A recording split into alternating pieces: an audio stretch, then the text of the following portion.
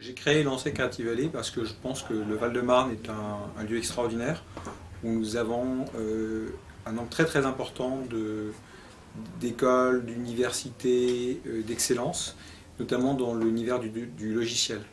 Je suis très proche de l'équipe Epitech, qui est une école extraordinaire, qui est de mon point de vue vraiment la meilleure école d'informatique en France. En tout cas, c'est une école aujourd'hui qui a une vraie assise, puisqu'on est présent sur Paris, sur le Kremlin Bicêtre, mais aussi sur 12 villes en province. On s'est dit, est-ce qu'il ne serait pas possible de faire un peu comme on a vu autour de Stanford ou autour de Fudan Dashue en Chine, de construire un véritable cluster d'entreprises autour de cette école. Aujourd'hui, nous, la spécificité de Creative Valley, c'est qu'on n'est pas, quelque part, on n'est pas un incubateur. On est un incubateur et c'est vrai, on est l'incubateur de l'Epitech, mais on a avant tout une solution complète qui va permettre d'accompagner une entreprise pendant toute cette durée de vie, quelque part, du démarrage de l'idée jusqu'à, j'espère, l'introduction en bourse. Aujourd'hui, nous, on voit énormément d'entreprises dans ces métiers, donc des industries créatives, parce que quelque part, ça a toujours été un pôle d'excellence et d'intérêt pour nous. Ensuite, cette année, nous sommes aussi devenus incubateurs de l'école Méliès, qui est une école d'exception, qui est une des meilleures écoles en France dans tout ce qui est effets spéciaux. Donc on a des étudiants de Méliès qui ont travaillé cette année sur Harry Potter, sur le Hobbit, sur le Seigneur des Anneaux. Donc forcément, ça nous donne une forte sensibilité à ces questions de contenu culturel. Et aujourd'hui, on a déjà des équipes d'Epitech, d'étudiants de l'Epitech, qui veulent travailler avec les étudiants de l'école Méliès autour de projets qui seront au cœur de cette logique de transmédia. On a aussi de jolies entreprises dans ce secteur, du transmédia, qui nous ont rejoints, qui sont aujourd'hui dans Creative Valley et qui sont venus ici parce qu'ils considèrent que c'est un lieu unique où on a à la fois l'excellence informatique mais aussi cette ouverture sur les industries créatives. On a aussi bien travaillé avec des écoles comme les Gobelins ou comme Isart Digital qui nous ont amené leur talent et qui ont permis de donner les moyens à des projets à très très fort potentiel de voir naissance et d'exister aujourd'hui ici. Aujourd'hui, nous, on a presque 40% des entreprises sur Creative Valley au Kremlin Bicêtre qui sont dans l'univers du jeu vidéo. Donc aujourd'hui, je pense que on est, je pense au niveau mondial, l'un des meilleurs endroits pour créer une entreprise culturelle.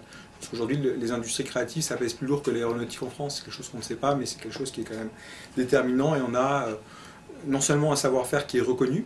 Aujourd'hui, quand on va en Californie, on se rend compte que nos étudiants sont extrêmement bien payés, extrêmement populaires, extrêmement reconnus, notamment sur ces thématiques. Et à côté de ça, c'est vrai qu'aujourd'hui, avec la mondialisation du marché, je pense qu'on a tout à fait notre place comme pôle d'excellence sur ces métiers. Je pense que là, on s'inscrit dans une tradition française qui est celle de l'exception culturelle. C'est quelque part aujourd'hui,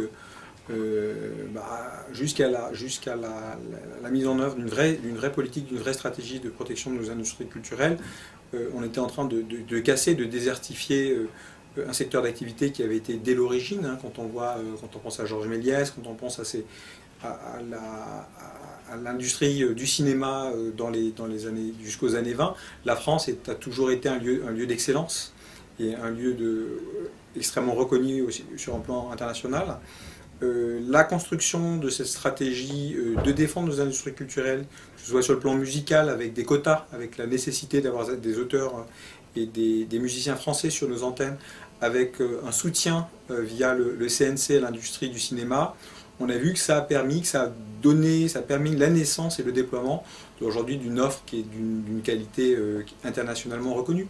Lorsque moi je vais en Asie, ce qui m'arrive souvent, eh ben j'entends à la radio dans un restaurant un artiste français, je vais voir une série télé qui a pu être produite en France ou un film à gros budget. Donc clairement,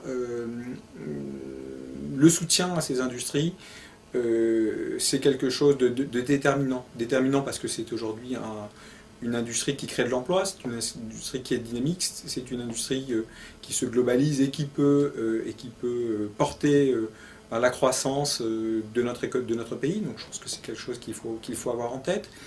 Et secondo, je le rappelle, internationalement, c'est considéré comme un des grands pôles d'excellence de la France. La France, c'est quoi? C'est le bon vin, c'est la bonne bouffe, c'est la mode et c'est son industrie culturelle. Je pense qu'il y a un accès au financement qui est global en France. C'est pour ça que Creative Valley s'est associé avec Origine, qui va être la première plateforme de crowdfunding française certifiée par l'AMF. C'est parce qu'aujourd'hui, les canaux traditionnels du financement ne permettent pas de financer l'innovation en France, ne permettent pas de financer les projets à fort potentiel. Il y a vraiment, on utilise un mot anglais, equity gap, il y a un problème. Aujourd'hui, nos entrepreneurs ont du mal à se faire financer. Nous, c'est vrai qu'on travaille, on réfléchit à des solutions maison pour pouvoir accompagner les gens qui rejoignent la Creative Valley pour pouvoir aller au bout de leur projet. Mais on pense que des solutions offertes comme le crowd sont intéressantes. Et je pense aussi que la puissance publique a son rôle à jouer parce qu'on a vu que ça a été une immense réussite dans l'univers du cinéma. Je pense que dans le jeu vidéo, il y a des très très belles initiatives qui ont été mises en œuvre.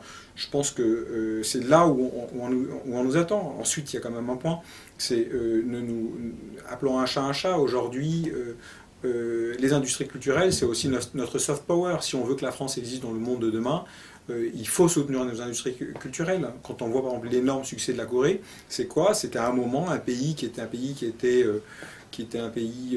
on appelait ça les 4 dragons dans les années 80. Aujourd'hui, c'est devenu une puissance culturelle majeure, une puissance économique majeure, parce qu'elle a su développer et construire son industrie culturelle. Plutôt le Japon, par exemple, c'est aussi un exemple d'un pays qui a aujourd'hui une vraie reconnaissance mondiale parce qu'il a une industrie culturelle qui est capable d'influencer les esprits mondialement. Les États-Unis, au sortir de la Deuxième Guerre mondiale, ont construit leur influence sur ce soft power. Abandonner les industries culturelles en France, c'est effectivement accepter que la France devienne un pays de second rang. Je pense que ce n'est pas l'objectif de nous, citoyens français, de nous, entrepreneurs français. Et c'est aussi de l'intérêt de la puissance publique de jouer son rôle. C'est vrai qu'aujourd'hui, nous, on est sur un développement extrêmement rapide sur Creative Valley, qu'on va ouvrir plusieurs nouveaux centres, notamment sur notre territoire du Val-de-Marne, auquel on est extrêmement attaché. La grande nouvelle, c'est que je pense qu'aujourd'hui l'entrepreneuriat a toutes ses chances en France. Je pense qu'aujourd'hui, si on se met tous ensemble et qu'on travaille de manière collaborative, participative, on peut y arriver. Et que la grande nouvelle, c'est tenter le coup, essayez. Prenez le temps de vous donner les moyens d'aller au bout de vos projets, d'aller au bout de vos idées. Et si vous n'y arrivez pas, c'est pas grave, c'est déjà une expérience extraordinaire.